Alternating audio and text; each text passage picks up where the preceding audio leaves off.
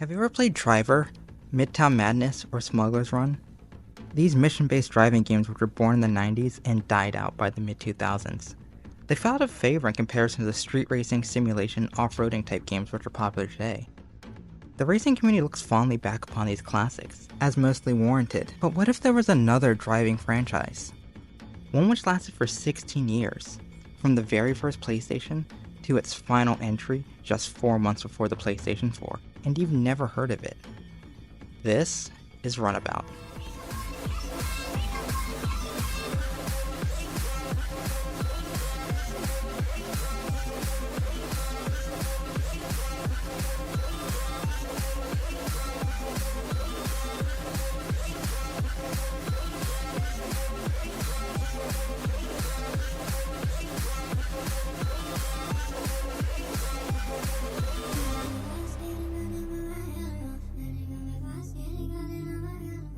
Released in 1997, Runabout wastes no time getting the players up to speed, with the first cutscene starting before you even reach the main menu. Basically, you're a driver for hire, and you've got to get 3 mysterious artifacts so your client can obtain some long-hidden treasure. Got it? In the first mission you get it instantly, and this is also where you get familiar with the game's, and by extension, the series mechanics. Every level is semi-linear. You're basically funneled into open spaces where your objectives are located, before having to trek through a singular path towards your goal. And you're going to want to keep track of how long you're taking to complete your objectives because you're on a time limit. The first mission, for instance, has a super long road from the destruction objectives to the finish. Take too long and you're not making it in time. But once you know where you're going, the time limit's constraints fade away on repeat playthroughs. What doesn't fade away is the game's destruction mechanics. Pretty much everything explodes when you hit it. Someone went around placing bombs in flower pots and phone booths, and they will do damage to your car and slow you down. Which is strange, considering you're scored for higher damage in each level, though it does provide an interesting balance between getting a higher destruction score and actually reaching the goal in time. Climax obviously did this intentionally, as the second stage, for instance, has unavoidable roadblocks right towards the end of the level. And remember, everything explodes. So don't think you're safe by driving on the sidewalk. The car list in the game is interesting. It includes faux Skylines and NSXs and BMWs. Interestingly, the faster cars in the game are only available in manual transmission, but some of the machines are pretty much uncontrollable, like the NSX, or I'm sorry, NSR. So unless you're looking to challenge yourself, there's really no reason to drive them. No car is better per se than the first Dodge Ram knockoff you get, but there are definitely worse cars. Now, who was in Paris? John Runabout, of course. The final mission is perhaps the most challenging of them all, because of a maze in the second half of the level. You can easily get lost on your first run, and thus go over time. And about that final mission? Yeah, it's also the third mission in the game. 3 artifacts, 3 missions. To hit the final cutscene from start to finish will take you about 45 minutes. There are extra unlockables, shortcuts to discover, and a time trial mode in here. But the content is overall sparse. Runabout 1 feels like a proof of concept. It's fun enough, but it's not fully fleshed out yet. It honestly isn't too dissimilar from the first Ace Combat game in that regard. GamePro magazine said in a review at the time that it's a must-rent. And yeah, that's a fair assessment.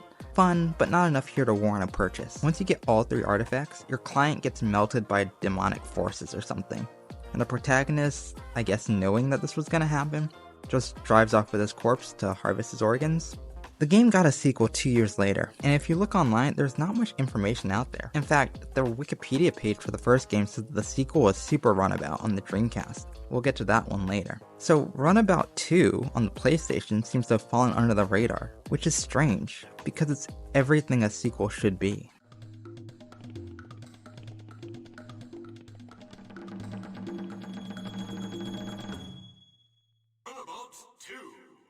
The first Runabout had timers, but this game has timers. You would only ever need to restart in the first game because you didn't know where you're going on the first run, but this game demands perfection. But it's not frustrating. While the handling isn't perfect, all of the traffic cards have a set path, so you learn where they'll come out and gradually perfect your run after every restart, which you're going to have to do because damage still slows you down. Funnily enough, if you're too good, you actually might get ahead of the AI, which will completely screw you over because you'll probably crash into another obstacle you weren't accounting for. Back on the handling, the main issue is that the game seems to hold on to your input for about half a second after you let go of it.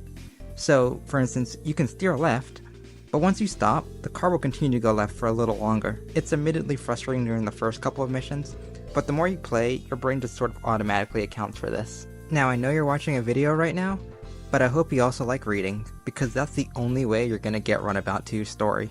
You're a hired driver again, and have been employed by a shadow organization to collect and transport mysterious artifacts once more. Initially for unknown reasons, all you know is that these artifacts are protectors of sorts, and would be disastrous if they fell into the hands of a hostile government. Clearly a continuation of the first game's supernatural elements. These briefings also give you hints and information for the upcoming mission, helping you inform your car choice as well as what to look out for in the level. And these levels, there's more of them, and they're larger. You will be revisiting them during a few chapters, but you always have a different start location and have a different goal. The Vegas-inspired map in particular is one of my favorites. Like the first Runabout, they are kind of funnel-based, but they do have more shortcuts which you're going to have to discover to make it to your goals in time. In fact, some of the briefings specifically tell you to use the shortcuts. The missions this time around bring some more variety to the table. Some missions require you to bring 2 cars which you have to swap between, or complete a specific task. Now, if I'm honest, the in-between mission briefings do hype up these missions far more than what they actually entail. Like, you would need an additional car to continue your long and destructive rampage through Yen City. The fate of humanity could depend on this mission. Yeah, this is the destruction. But hey, fighting with the game's input lag, well, opposite of input lag, anti-lag? Output lag? Yeah, that sounds right. Fighting with that, perfecting your route, and balancing your destruction is still a load of fun. As you progress through the story, you'll realize the reason you keep getting work is because your employers are completely inept, and either lose the artifacts or suffer a leak. Eventually, they fall into the wrong hands again, and you have to prevent them from being activated to stop a cataclysmic world-ending event. Or you can just not. If these are our protectors, well then, the unnamed bad guys clearly deserve the dub. And it's a valid ending in the game. Runabout 2 is genuinely good fun. The soundtrack is great, and according to this comment from the game's composer, it was all recorded in a single session. There's far more content than the original game, and its challenge is that perfect balance, not tipping over into frustrating and staying fun. If you're gonna play one game at all in this series, then Runabout 2 would be my first recommendation. And the time trial mode returns as well if you're looking for another way to play. It's a shame that this entry was seemingly buried. This would be the last Runabout game released on the PlayStation. Climax would develop the next entry in the series exclusively for the Sega Dreamcast. With the extra horsepower, how does Super Runabout continue to evolve the series? Today is fine day in California. Huh? From the very start, Super Runabout is a huge shift in tone. From the calm menus and minimalist presentation of the second game, to something that reminds me of Cash Banuka. There's also just random dog barks in the menu and cutscenes, like what are we, 100 gecs? There's 2 scenarios for you to play.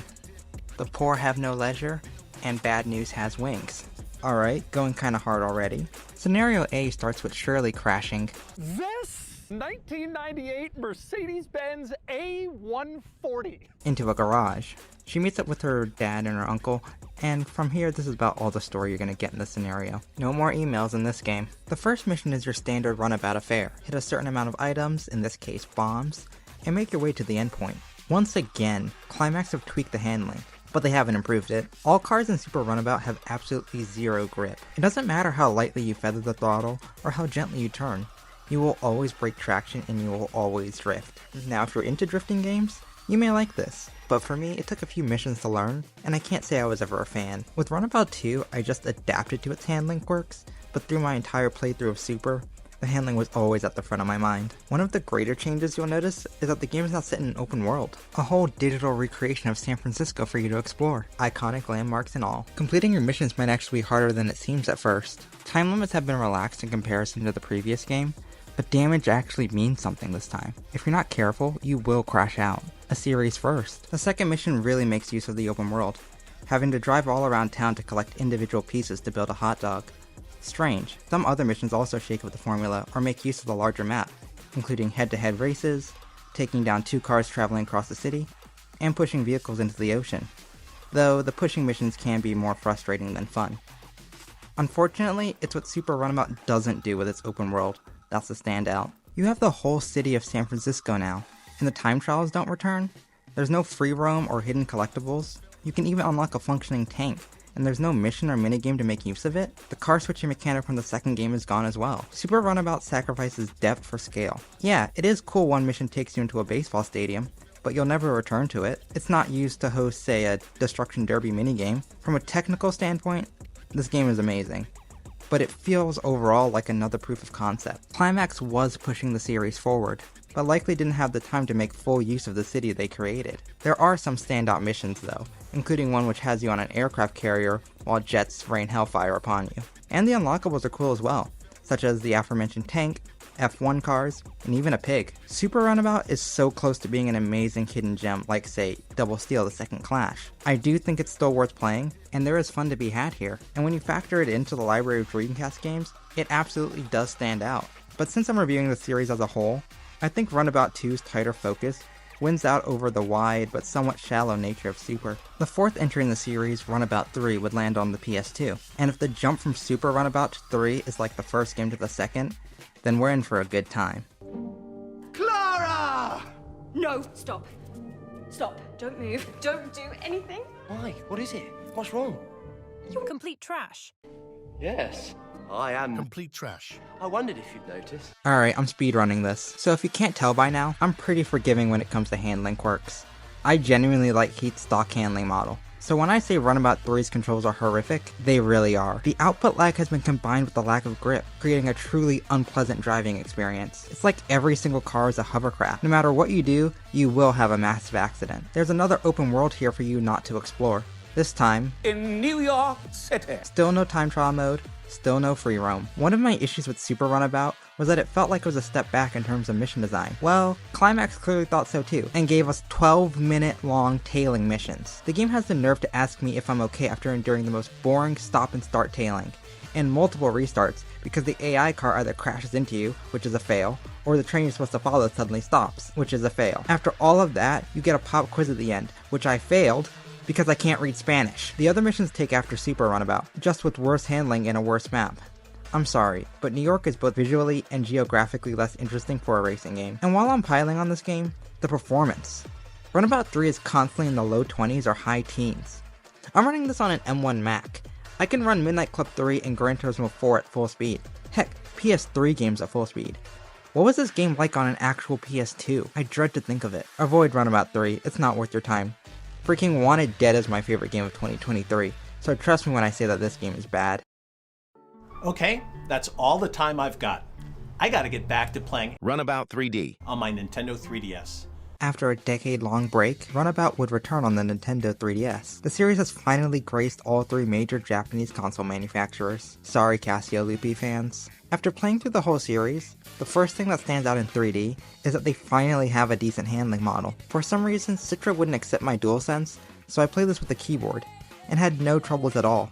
This would have been impossible in Super Runabout or 2. This time they've ditched the open world in favor of Runabout 1 and 2's level design. Funnel paths sprinkled with shortcuts, which lead into more open areas. There's only 3 areas in the game, but they are visually distinct, so it didn't get too boring. They also have some unique mission setups now, and are attempting a story again. Surprise, surprise, you're a hired driver again, who this time's a little too curious for their own good. Some sussy things happen, and then it just ends. Yeah, there's only 5 missions in the game, one of them being a tailing mission, but it's honestly not too bad if you run the game in double speed. Tried that with 3, and the car was somehow even more uncontrollable. Unfortunately, you wouldn't have had this option on an actual 3DS, so you'll likely grow to hate this mission. Why? Apart from the fact that it's long and boring, every mission in the game requires you to complete it 5 times, with the time limit getting shorter each time. But say if you already complete a mission faster than the next 2 target times, well, it doesn't matter, you're still going to beat the targets in order. There are some unique mission ideas, including car stealth, which fortunately you don't fail the mission if you're caught, and there is another new addition to the series, car customization. That's all though. Time trial doesn't return, still no races, still no destruction base mode. Looking at this from the 3DS perspective, the game's pick up and play structure makes perfect sense, and it is a good time admittedly. Not sure if it's worth $20, which was its initial asking price. Considering by the time it launched in the West, you could get a used copy of Ridge Racer 3D, Mario Kart, or heck, even the run on 3DS. It'd be longer. Runabout 3D is just perfectly adequate. And that's the entirety of the Runabout series. Did it deserve to be forgotten? I don't think so. Runabout 2 is genuinely a great game. I honestly recommend it. And Super Runabout, despite its shortcomings, is still fun and a technical accomplishment. Runabout 3, however, while being poor in every regard, doesn't push the series forward, and doesn't do enough when competitions such as Midnight Club, Need for Speed, and Midtown Madness exist. Driver 3, for all of its issues, was at least ambitious. Runabout 3 is just bad and complacent. 3D is fine, but anything it does, 2 did better, along with providing more content and not a single tailing mission. Runabout as a series is a mixed bag that never reaches its full potential, but that doesn't mean that there isn't fun to be had here.